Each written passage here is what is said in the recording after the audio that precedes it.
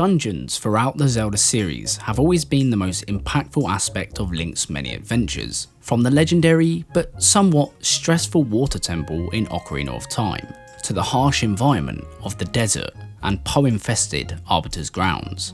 No matter where, you can always rely on a Zelda game giving you the best puzzle-enticing dungeons around. But one Zelda game changed up the formula, going from the traditional lock and key style dungeons, known as linear dungeons, to a somewhat open and laid back experience known as non-linear.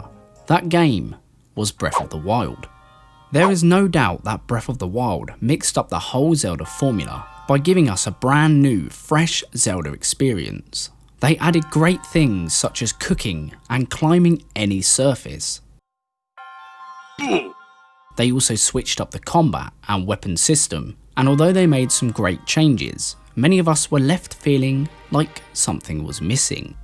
Breath of the Wild created a new system for earning hearts and stamina vessels. 120 mini dungeons known as shrines were launched with the game. Shrines are fun and awesome puzzle trials for the player, but with so many shrines to complete, the game suffered in the area that mattered the most: dungeons. Breath of the Wild has only 4 dungeons, known as Divine Beasts. While some love the dungeons in Breath of the Wild, others hate them.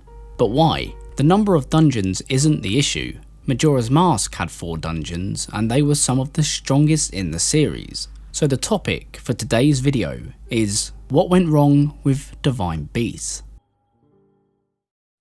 Everyone is always talking about the perfect Zelda dungeon, but in my opinion there isn't just one perfect Zelda dungeon, but in fact 3. The Forest Temple from Ocarina of Time, Stone Tower Temple from Majora's Mask, and lastly, Snow Peak Ruins from Twilight Princess. The Forest Temple is within the eerie Lost Woods. The interior design of the dungeon matches the outer environment it's placed within, an old ancient ruin that has been overrun by vines and moss, trees and grassy patches. Stalfos and Wolfos roam the temple. Spiders hang from their aged webs. Stone Tower Temple rests within the cursed land of Akana, a land roamed by death, politics and war. An old mysterious tribal structure that houses some of the deadliest things in Termina. A twisted, tormented structure that confuses the player the moment they enter. Upon a snowy mountaintop rests an old forgotten mansion, a mansion home to 2 Yetis. Snow Peak Ruins is one of the biggest mysteries in Zelda, but it's also one of the best dungeons of all time, covered in thick snow and ice, grand staircases and red carpets. It's also home to the deadly Dark Hammer. With a brief description, it's easy to see how these dungeons can be considered the greatest Zelda dungeons ever. But are they the greatest because they were linear dungeons, or because of other reasons?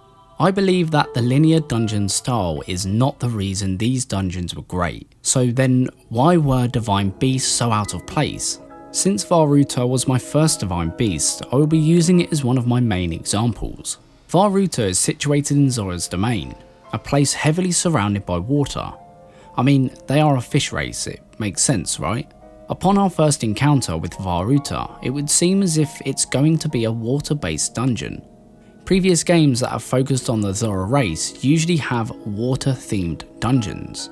Twilight Princess, Majora's Mask, and of course Ocarina of Time. Before you can enter Vah Ruta, you must first complete a mini trial to get the beast to stop so that Link can enter.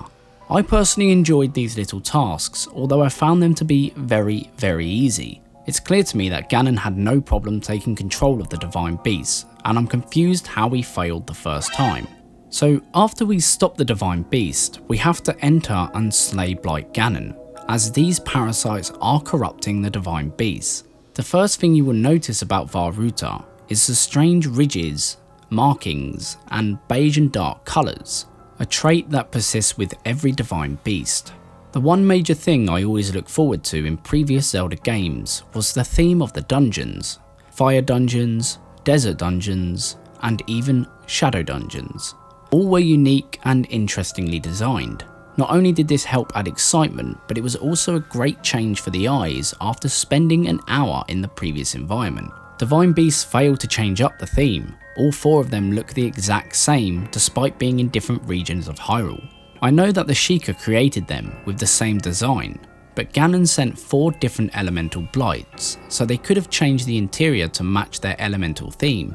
While on the subject of Blight Ganon, I think it's important to understand that we were basically given the exact same boss fight 4 times. The game almost punishes the player by exposing our eyes to the same boring look that the blights have. One thing that the Forest Temple, Stone Tower and Snow Peak share in common is a unique and different themed boss battles that take place at the end of the dungeon. Phantom Ganon is a perfectly crafted boss that fits the style of the Forest Temple. Twin Mold is a colossal monster that makes for a great fast-paced battle, and Yetta is a cursed innocent that constantly switches up the fight. All 3 of these bosses are great fun and are unique encounters.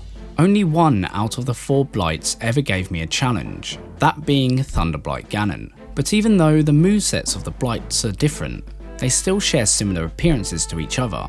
This makes it very boring to finish the Divine Beast, especially if you've already done a couple already. If like me you took them on much later in the game, chances are you had a ton of shock and bomb arrows that made them ridiculously easy. Mini bosses were also a staple in Zelda dungeons, whether it was Iron Knuckle or Dark Hammer. These mini bosses helped to spice up the dungeon just as it started to get tedious and stale, adding action and a new item that gave you the encouragement to finish up the dungeon. Stone Tower had a whopping 3 mini bosses, a Wizrobe, the Garrow Master, and Gomez. Breath of the Wild did a fantastic job with its open world bosses, the giant Hinox, the rocky stone Talus, the deadly and frantic Lynels, and of course the giant sand monster Molduga. So with all the various world bosses in the game, why did none of them make it into any of the 4 Divine Beasts? They put Malice creatures and Guardian Scouts inside, but left the important mini bosses out. Not even Wizrobes were placed within these ancient structures. Mini bosses could have really helped create a unique atmosphere and add a deeper challenge. I should state now that I am one of the people that prefers linear dungeons, and you might think that I hate the Divine Beasts, but it's actually quite the opposite. I really did enjoy doing the Divine Beasts. I just felt they lacked some important qualities, but I also strongly believe they improved on many flaws previous dungeons had. One such flaw that previous dungeons suffered was not being able to put the game down midway through a dungeon. Starting a dungeon in previous Zelda games was an hour-long commitment. If you put the game down midway through a dungeon and came back later to finish it, you would spawn at the entrance and more than likely forget what you've done and where you've been. This would basically result in redoing the dungeon just to remember previous progress.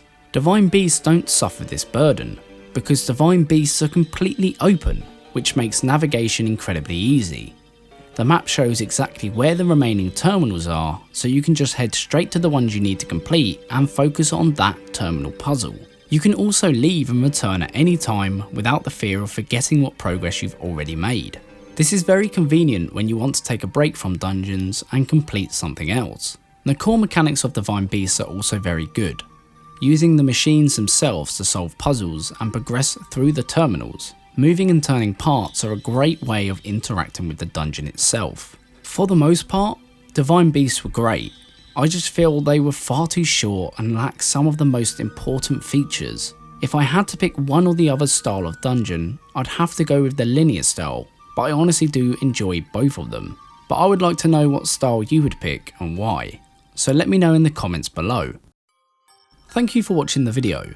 If you enjoyed, then leave a like and subscribe for more Zelda content. Thank you to my fellow Patreon supporters. I love you all and I appreciate your continued support. Don't forget to follow me on Twitter, and as always, cheers for watching, and I'll see you in the next one.